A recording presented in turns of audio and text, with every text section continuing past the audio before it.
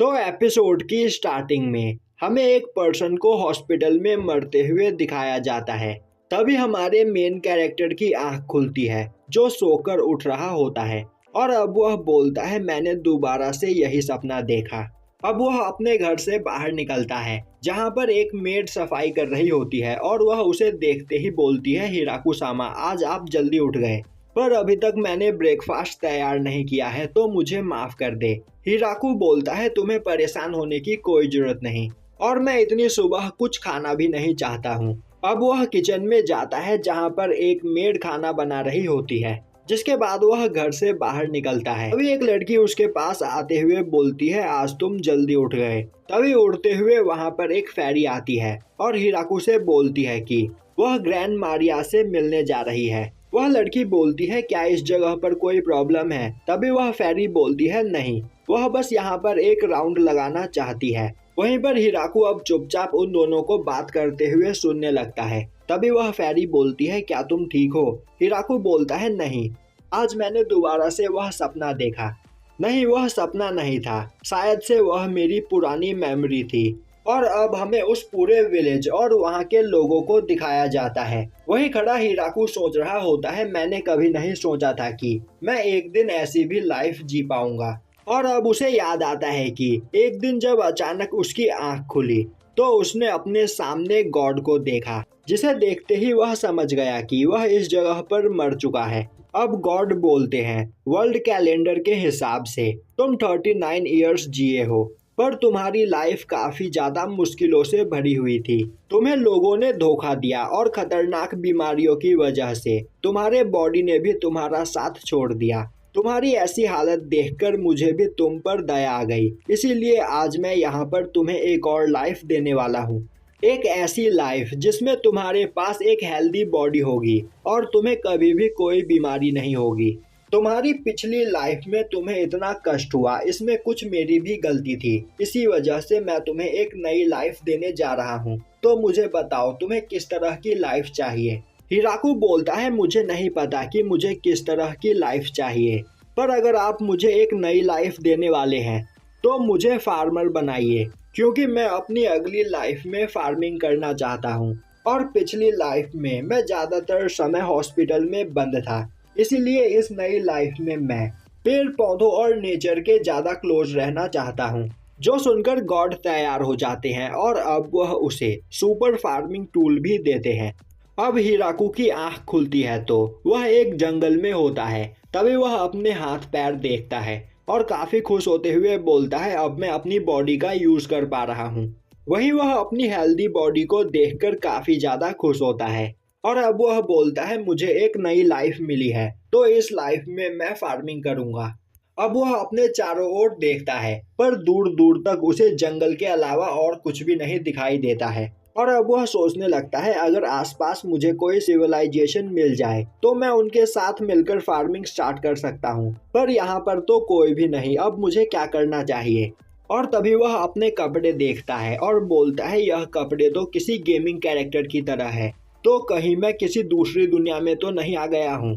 तभी उसे याद आता है कि गॉड ने उसे सुपर फार्मिंग टूल्स दिए हैं और अब वह अपने पास से एक फार्मिंग टूल बाहर निकालता है और वहां के आसपास की मिट्टी को खोदने लगता है। वहीं यह करके उसे काफी अच्छा लग रहा होता है और अब वह देखता है कि वहां की मिट्टी खेती के लिए काफी ज्यादा अच्छी होती है। तभी वह सोचता है पर मुझे खेती करने के लिए पानी की जरूरत होगी, तो मुझे यहाँ पर पानी ढूंढना चाहिए। और अब वह वहाँ पर रिवर की आवाज सुनने की कोशिश करता है पर दूर दूर तक उसे कुछ भी नहीं सुनाई देता है। अब वह पानी की तलाश में उस जंगल में आगे बढ़ने लगता है। तभी उसे लगता है कि कोई उसका पीछा कर रहा है, जो देखकर वह डर जाता है और सोचने लगता है अगर मैं दूसरी दुनिया में आ गया हूँ तो अगर यहाँ के किसी मॉन्स्टर ने मुझ पर अटैक कर दिया तो मैं तो खुद को प्रोटेक्ट भी नहीं कर पाऊंगा। अब वह चलता चलता एक जाइंट ट्री के पास पहुंचता है जो उसे काफी ज्यादा अच्छा लगता है और अब वह उसे देखकर बोलता है कि मैं अपना घर यहीं पर बनाऊंगा। जिसके बाद वह डॉसिंग टेक्निक का यूज करते हुए वहां पर पानी ढूंढने की कोशिश करता है पर उसे पानी नहीं मिलता है। अब इससे परेशान होकर वह एक कुआं खोदने का डिसाइड करता है और अब वह कुआं खोदने के लिए कुछ मॉडर्न मशीन्स मांगता है पर उसे वह मशीन्स नहीं मिलते हैं। जिसके बाद वह खुद एक टूल से कुआं खोदने लगता है। अब काफी खुदाई करने के बाद वह नोटिस करता है कि अगर वह इसी तरह सीधा खोदता गया तो वह इस गड्ढे से बाहर नहीं निकल पाएगा। इसीलिए वह साइडवेज खोदना स्टार्ट करता है और थोड़ी देर खुदाई करने के बाद उसे वहां पर पानी मिल जाता है, जो देखकर वह काफी खुश होता है और अब वह बोलता है मुझे यहाँ पर पानी मिल गया है तो अब मुझे खाना ढूंढना चाहिए। पर वह जंगल में दोबारा जाने से डर रहा होता है क्योंकि वह किसी मॉन्स्टर का शिकार बनना नहीं चाहता था। इसीलिए वह उस जायंट ट्री के आसपास की सफाई करने लगता है और उसके आसपास मौजूद सभी छोटे पौधों को हटाने लगता है। तभी उसे वहां पर एक ट्री मिलता है, जिसे देखकर वह बोलता है मुझे माफ करो, पर इस जगह से तुम्हें मैं हटाने वाला हूँ। और अब वह ट्री काटने की टेक्निक के बारे में सोचता है और बोलता है कि पहले मैं एक साइड से थोड़ा सा काटूंगा, जिसके बाद मैं दूसरी साइड से पूरा काट कर इस ट्री को दूसरी ओर गिरा दूंगा। और अब वह इसी प्लान से ट्री को काटने के लिए आगे बढ़ता है, पर वह अपने एक ही स्लैश में उस ट्री के 2 टुकड़े कर देता है, जिसके बाद वह अपनी पावर देखकर वहां पर काफी ज्यादा हैरान होता है। और अब वह नोटिस करता है कि इन मैजिकल टूल का यूज करते हुए वह बड़े से बड़े पेड़ों को भी मक्खन की तरह काट पा रहा होता है। और अब वह वहां पर अपने लिए एक घर बनाने का डिसाइड करता है।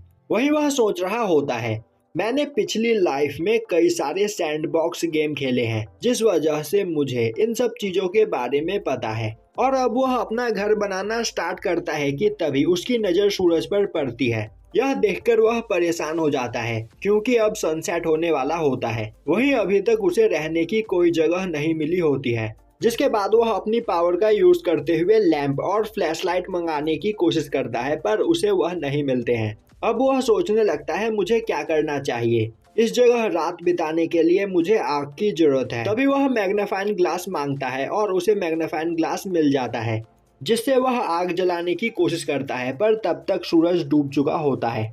अब वह उस जायंट ट्री में ही एक छोटा सा होल बनाकर उसके अंदर जाकर बैठ जाता है। वहीं वह उस ट्री की लकड़ियों से अपने लिए कप प्लेट भी बनाता है। और अब वह बोलता है कि इस लाइफ में मेरे पास एक अच्छी बॉडी है और मेरी आई साइट भी काफी ज्यादा अच्छी है, जो इतने अंधेरे में भी मैं इतनी अच्छी तरीके से देख पा रहा हूँ। तभी उसकी नजर चांद पर पड़ती है और वह देखता है कि इस जगह पर 2-2 चांद होते हैं, जो देखकर उसे यकीन हो जाता है कि वह एक इसाकाई वर्ल्ड में आ चुका है।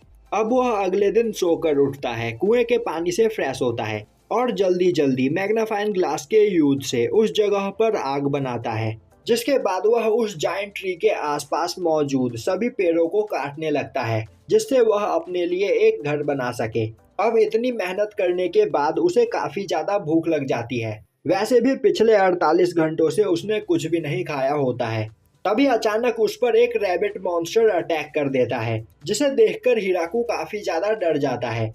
और अब वह रैबिट मॉन्स्टर को डराने के लिए उस पर अटैक करता है, पर उसके एक ही अटैक में वह मॉन्स्टर मारा जाता है, जिसके बाद वह उसके मीट को पकाकर खाने लगता है। वहीं वह सोच रहा होता है मैं उसे मारना नहीं चाहता था, पर मेरे एक ही अटैक में उसके 2 टुकड़े हो गए।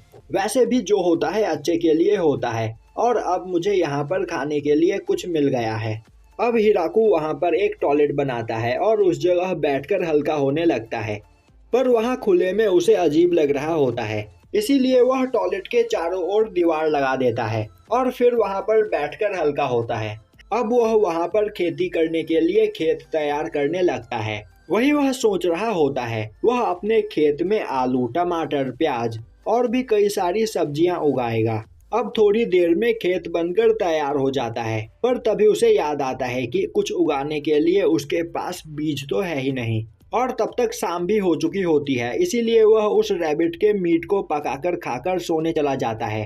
अब अगली सुबह जब वह सोकर उठता है तो अपने खेत में कुछ छोटे छोटे पौधों को देखता है। वहीं वह पौधे उन्हीं सब्जियों के होते हैं जिन्हें उगाने के बारे में वह खेत तैयार करते हुए सोच रहा था।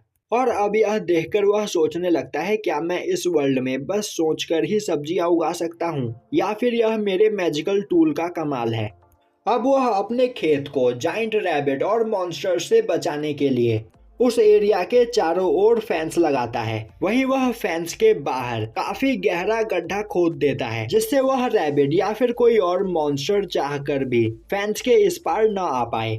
वहीं फेंस बनाते हुए एक रैबिट उस पर अटैक करता है, पर हिराकू उसे मार देता है और आज वह इसी को खाएगा। अब वह रोज सुबह अपने सब्जियों के पौधों में पानी देता है। वहीं वह सोच रहा होता है, यह पौधे काफी तेजी से बढ़ रहे हैं और कुछ ही दिनों में अब मुझे यहाँ पर सब्जियाँ खाने को मिलेंगी। अब वह अपने रहने के लिए एक घर बनाने की कोशिश करता है, पर उसकी हाइट छोटी है, जिस वजह से वह ज्यादा ऊंचा घर नहीं बना पाता है। इसीलिए एक छोटा सा घर बनाने के बाद वह घर के अंदर जाकर अंदर की मिट्टी को बाहर निकाल देता है, जिससे घर के अंदर की ऊंचाई ज्यादा हो जाती है। वहीं डेली यह सब काम करके उसे काफी मजा आ रहा होता है।